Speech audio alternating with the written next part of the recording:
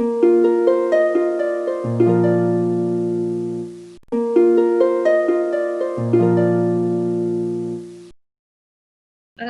warahmatullahi wabarakatuh. Warahmatullahi Apa wabarakatuh. kabar sobat-sobat beriman semuanya? Alhamdulillah baik. Alhamdulillah. Alhamdulillahirabbil alamin wa bihi nasta'in wa ala umuri dunya waddin. Assalatu wassalamu ala asrofil anbiya'i wal mursalin. Sayyidina wa maulana Muhammadin amma ba'd. Alhamdulillah kita dipertemukan lagi dalam kajian pada pagi hari ini, sobat-sobat beriman semuanya. Baik, pada pagi hari ini kita akan membahas satu tema yang luar biasa sekali, yaitu mengenai jodoh. Sesuai dengan surat di dalam Al-Quran, surat Ar-Rum yang artinya, dan di antara tanda-tanda kekuasaan ialah Dia ciptakan untukmu istri-istri dari jenismu sendiri, supaya kamu cenderung dan merasa tentram kepadanya. Dan dijadikannya di antaramu rasa kasih dan sayang. Sesungguhnya pada yang demikian itu benar-benar terdapat tanda-tanda bagi kaum yang berpikir. Wah, pembahasan kali ini pasti akan menarik sekali ya sobat-sobat beriman semuanya. Khususnya kaum milenial. Kalau terkait jodoh pasti akan semangat sekali untuk mengikuti kajian pada pagi hari ini. Oke, nantinya kita akan ditemani oleh Ustazah Iyana Turiskia. Nah, bicara mengenai jodoh. Sejatinya, apa sih itu jodoh? Dan bagaimana cara ikhtiar untuk mendapatkannya? Oke, pada kesempatan kali ini pastinya kalian penasaran gimana sih ikhtiar menjemput jodoh itu? Apalagi yang sudah mencapai umur yang matang. Tentunya kalian semakin greget dan pengen banget cepet-cepet mempunyai yang namanya jodoh atau pendamping hidup. Betul atau tidak? Saudara-saudara beriman semuanya. Oke, saya akan membacakan biografi Ustazah Iyana Turiskia terlebih dahulu. Ustazah Iyana Turiskia lahir di Kendal 19 Juli 1992. Pendidikan Universitas Islam Negeri Wali Songo Semarang. Beliau pernah mendapatkan penghargaan Hafizah termuda pada tahun 2002. Oke, tidak perlu menunggu lama. Kita panggil saja Ustazah keren kita, Ustazah Iyana Turiskia, untuk membagikan ilmunya kepada kita semua. Ustazah Iyana Turiskia, dipersilahkan. Assalamualaikum warahmatullahi wabarakatuh. Waalaikumsalam warahmatullahi wabarakatuh, Ustazah. Bagaimana kabar sahabat beriman semuanya? Semoga baik-baik saja dan sehat selalu. Jangan lupa jaga kesehatan dalam kondisi situasi saat ini ya. Menjemput jodoh. Bagaimana ikhtiar menjemput jodoh? Jodoh menjadi rahasia Allah Subhanahu wa taala bersama rizki dan maut. Jodoh merupakan takdir yang telah ditetapkan oleh Allah Subhanahu wa taala sejak kita berada dalam rahim. Tidak ada satupun manusia yang mengetahui siapa jodoh mereka kelak. Namun, yang wajib dipercaya ialah bahwa Allah Subhanahu wa taala telah menciptakan setiap manusia berpasang-pasangan. Seperti dalam firman Allah Subhanahu wa taala yang berbunyi, A'udzubillahi minasyaitonirrajim. Bismillahirrahmanirrahim. Ya ayyuhan-nasu taqullaha rabbakumul ladzi khalaqakum min nafsin wahidah. Alladzi khalaqakum min nafsin wahidatin wa khalaqa minha zawjaha wa bassa minhuma rijalan katsiran wa nisaa'a. Wattaqullaha alladzi tasaaluna bihi wal arham. Innallaha kana 'alaikum raqiba. Hai sekalian manusia, bertakwalah kepada Tuhanmu yang telah menciptakan kamu dari seorang diri, dan daripadanya Allah menciptakan istrinya, dan daripada keduanya Allah memperkembangbiakan laki-laki dan perempuan yang banyak.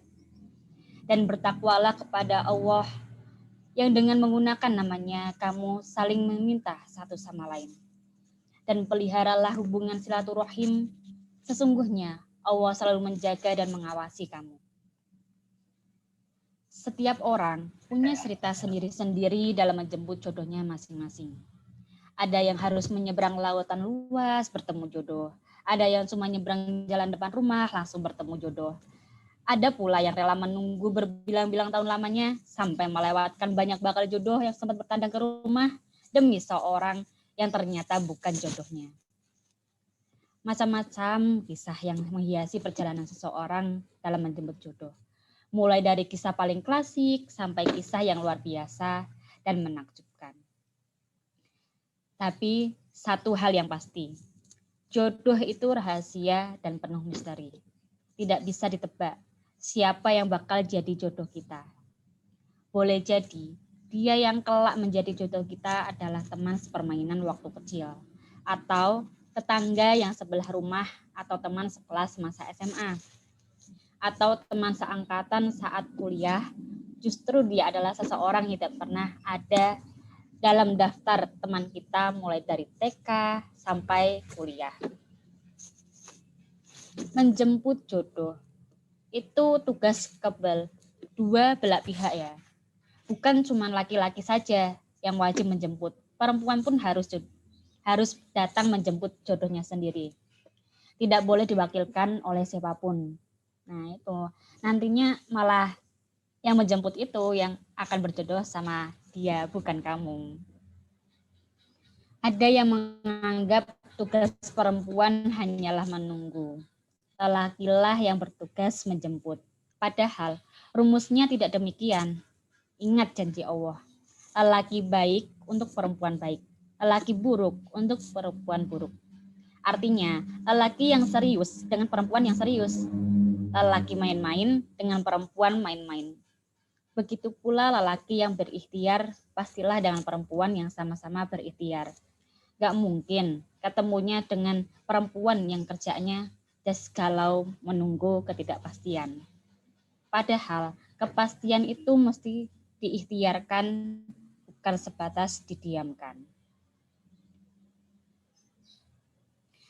Nah, perlu kita tanamkan dalam berikhtiar itu ada beberapa. Yang perlu diperbaiki itu satu, menjadi pribadi yang baik dan pantas. Nah, ini kebanyakan orang pasti ada kriteria sendiri ya. Ingin memiliki ekspektasi dalam menentukan siapa jodohnya nanti. Dan kita harus perbaiki diri dahulu sebelum kita menuju yang lebih serius. Karena tidak mungkin saat ini kita sedang tidak baik-baik saja. Watak masih jelek, masih bergaul dengan orang-orang yang ya begitulah zaman sekarang. Yang itu. Lah, yang kita pikirkan itu aku pengen punya jodoh yang soleh, yang sholatnya kenteng, yang selalu wiridan, alim, begitu. Tapi diri kita belum menyampai ke sana. Diri kita belum soleha, sholat masih bolong-bolong. Gimana mau mencari jodoh yang seperti itu ya? Itu tidak mungkin. Yang kedua bisa dengan ta'aruf. Ta'aruf mempunyai banyak manfaat bagi kedua belah pihak. Kedua belah pihak akan merasa terjaga kehormatannya dan saling menemukan pasangan hidup yang benar-benar sesuai impiannya. Karena pada dasarnya proses ta'aruf menjunjung tinggi atas kejujuran dan menjaga dari hal-hal yang mengundang kemaksiatan. Selain itu, proses ta'aruf juga dapat membantu kita dalam menyelesaikan masalah yang muncul dari orang tua, calon mertua, atau bahkan keluarga besar. Yang ketiga itu ada istikharah. Istikharah itu ikhtiar terakhir kita dari diri sendiri dan meminta tolong orang lain. Selain itu ya, sesuai firman Allah Subhanahu wa taala yang berbunyi, "Maka ingatlah kepadaku, niscaya aku akan ingat padamu. Bersyukurlah kepadaku dan janganlah kamu ingkar kepadaku." Al-Baqarah ayat 152. Semua ikhtiar sudah dilakukan semaksimal mungkin dan jodoh belum kunjung datang. Maka hanya pertolongan Allah lah Subhanahu wa taala yang kita harapkan. Dan jika Allah ingat kepada kita, tak ada yang perlu dikhawatirkan. Apapun kebutuhan kita, Allah Subhanahu wa taala pasti akan memberi yang terbaik bagi hambanya. Istikharah sebenarnya tidak hanya dikerjakan saat seseorang dihadapkan pada kedua pilihan. Nabi Muhammad SAW, Nabi kita, mengajarkan untuk melakukan sholat istikharah dalam setiap urusan. Rasulullah SAW bersabda, jika salah seorang di antara kalian berniat dalam suatu perbuatan, maka lakukanlah sholat 2 rakaat yang bukan sholat wajib. Kemudian berdoalah. Itu merupakan sholat yang sebagai petunjuk bagi kita agar kita tahu kita harus melangkah seperti apa dan kita harus bagaimana. Percayalah, Allah pasti akan memberi yang terbaik untuk kita. Apapun itu rintangannya, bagaimanapun jalannya, kita lalui. Jangan menghindar. Serahkan semuanya kepada Allah SWT. Ingat itu. Mungkin itu saja yang dapat Ustazah sampaikan. Akan saya kembalikan kepada pembawa acara. Baik, Mbak. terima kasih Ustazah Iyana Trizkia. Ya. Nah, jadi dalam ikhtiar menjemput jodoh itu kita juga harus berpasrah diri kepada Allah ya Ustazah untuk mendapatkan seseorang yang tepat untuk kita. Baik, untuk sesi selanjutnya yaitu tanya jawab. Bagi yang ingin bertanya, dipersilahkan untuk mengaktifkan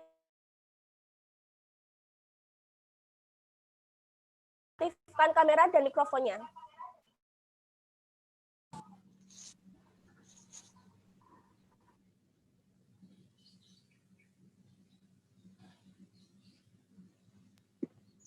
Ya, Assalamualaikum warahmatullahi wabarakatuh. Ya, Waalaikumsalam warahmatullahi wabarakatuh. Sahabat Eli Puji Lestari, silahkan untuk pertanyaannya. Ya, saya ingin bertanya, bagaimana kalau kita sudah berikhtiar tetapi tidak lekas mendapatkan jodoh? Oke, Bagaimana baik. cara kita untuk menyikapinya? Terima kasih. Wassalamualaikum warahmatullahi wabarakatuh. Waalaikumsalam warahmatullahi wabarakatuh. Langsung dijawab Ustazah? Ya, saya jawab saja, Mbak. Baik. Bagaimana kalau kita sudah berikhtiar tapi tidak lekas mendapatkan jodoh? Bagaimana cara kita untuk menyikapinya? Sangat bagus ya. Jadi gini, jika kita belum juga mendapatkan jodoh, lihatlah dirimu terlebih dahulu.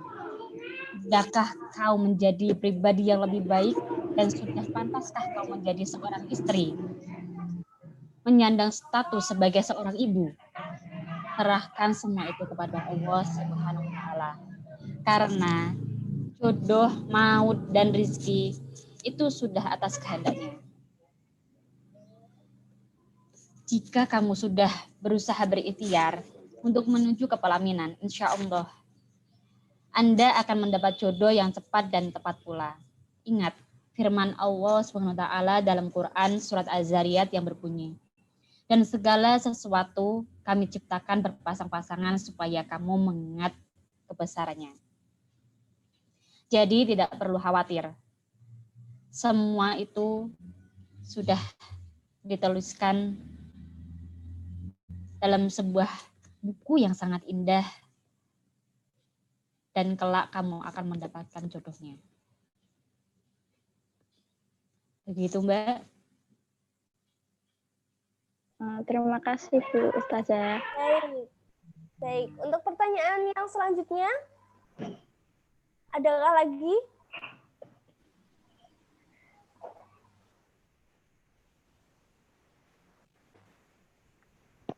Ya, saya ingin bertanya. Baik, Saudara Yuanda Anestin, dipersilahkan. Ya, saya ingin bertanya, bagaimana cara ikhtiar yang baik untuk mendapatkan jodoh itu bagaimana ya, Bu? Terima kasih. Baik, Ya, terima baik. kasih pertanyaan dari Saudara Yuanda Anestin. Ustazah Iyana Rizkiah, dipersilahkan untuk menjawab. Ya, Mbak Yuanda, bagaimana cara berikhtiar dengan baik untuk mendapatkan jodoh? Lalu, adakah ikhtiar lain yang bisa dilakukan oleh seorang wanita muslimah demi menemukan labuhan hatinya agar tidak terlalu lama sendiri? Nah, ini sangat menarik nih. Satu, yang paling utama kita sampaikan, itu harus memperbaiki diri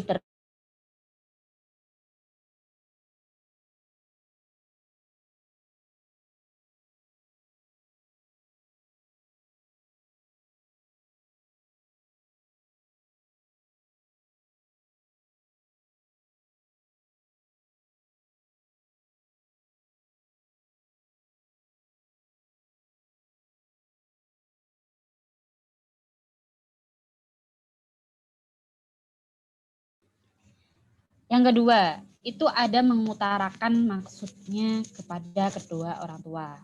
Nah, kamu sampaikan kepada orang tua kalau kamu sudah ingin menuju ke hal yang lebih serius, yaitu menjadi seorang istri. Sudah siap untuk menuju ke pelaminan.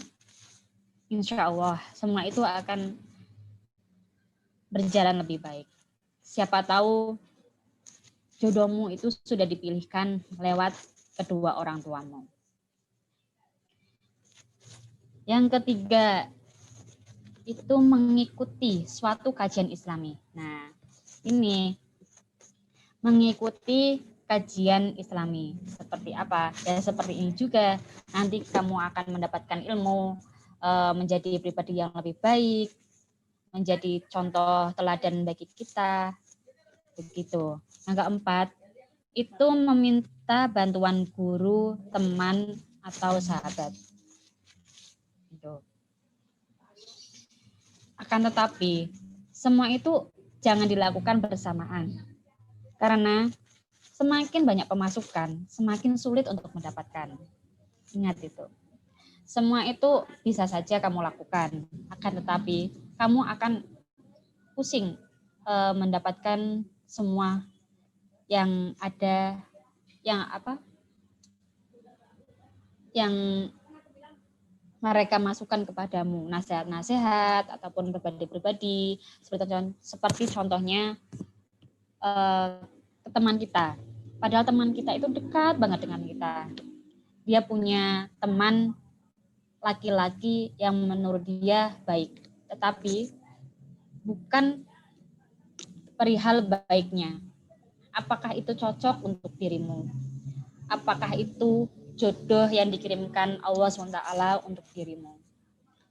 Jadi, pertimbangkanlah. Kalau perlu, sholatlah istikharah agar kamu mendapatkan petunjuk dan kamu tidak hanya mendapatkan masukan-masukan saja dari orang lain. Begitu ya, Mbak Yuanda.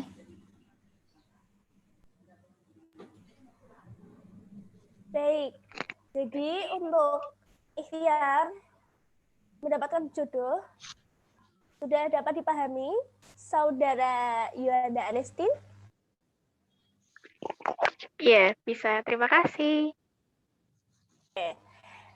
Oke, jadi untuk mendapatkan jodoh itu kita harus memperbaiki diri terlebih dahulu ya Ustazah, mengikuti kajian-kajian untuk menambah wawasan dan juga selalu berpasrah diri kepada Allah Subhanahu wa taala tentunya. Oke, Ustazah, saya penasaran sekali. Jika tadi disebutkan jodoh itu cerminan diri, lalu bagaimana dengan kisah Siti Asyah dan Raja Fir'aun, Ustazah? Oh, Kisah Siti Asia dan Raja Fir'aun. Kenapa mereka berjodoh? Padahal Siti Asia memeluk agama Islam. Sedangkan Raja Fir'aun sangat-sangat kejam dan keji. Nah, ini jodoh dalam hal kebaikan itu ada berapa? Kebaikan dalam hal apa dulu? Nah, ini Siti Asia berjodoh dengan Fir'aun karena Siti Asia ialah petunjuk bagi Fir'aun agar bertaubat dan memeluk agama yang diridhoi oleh Allah SWT. Akan tetapi, Raja Fir'aun selalu menyangkal semua kata hatinya yang sudah dibuka oleh Allah SWT. Jadi, sekeras apapun Siti Asia, karena Fir'aun sangatlah keras kepala, dibutakan oleh kekuasaannya. Hingga mati pun Fir'aun masih dalam keadaan belum memeluk agama Islam. Tapi semua itu sudah ditakdirkan kepada Fir'aun. Karena Fir'aun sudah jatuh hati kepada Asia, walaupun Asia memeluk agama Islam sedari kecil, tapi Fir'aun sangat menyayangi dan mencintai Siti Asia. Sampai ia ingin selalu dekat dengan Asia dalam keadaan apapun itu. Semua nasihat Asia didengarkan oleh Fir'aun. Akan tetapi karena sifatnya yang keji dan keras kepalanya itu menjadikan hatinya itu keras seperti batu. Jadi tidak dipungkiri bahwa Fir'aun berjodoh dengan Siti Asia. Karena Tuhan telah mentakdirkan kepadanya agar Fir'aun bertaubat. Begitu, Mbak. Baik Ustazah, terima kasih jawabannya. Jadi Allah itu mendatangkan jodoh di sisi lain untuk kita memperbaiki diri seperti itu ya Ustazah? Ya, betul sekali, Mbak. Baik, sobat-sobat beriman semuanya, tetap bersabar ya untuk menemukan jodohnya. Yang sudah menemukan, semoga lancar untuk kedepannya, untuk menjalin hubungannya. Oke, sobat beriman, pada kajian ikhtiar menjemput jodoh, semoga sobat-sobat yang hadir di sini lekas menemukan jodoh yang diridhoi oleh Allah Subhanahu wa taala. Amin. Tentu jodoh yang tepat, cepat atau lama hanyalah kisaran waktu. Yang paling utama adalah ketepatan. Baik, terima kasih sobat beriman. Semoga selalu dalam lindungan dan limpahan karunia Allah Subhanahu wa taala. Billahi taufik wal hidayah. Wassalamualaikum warahmatullahi wabarakatuh. Waalaikumsalam warahmatullahi wabarakatuh.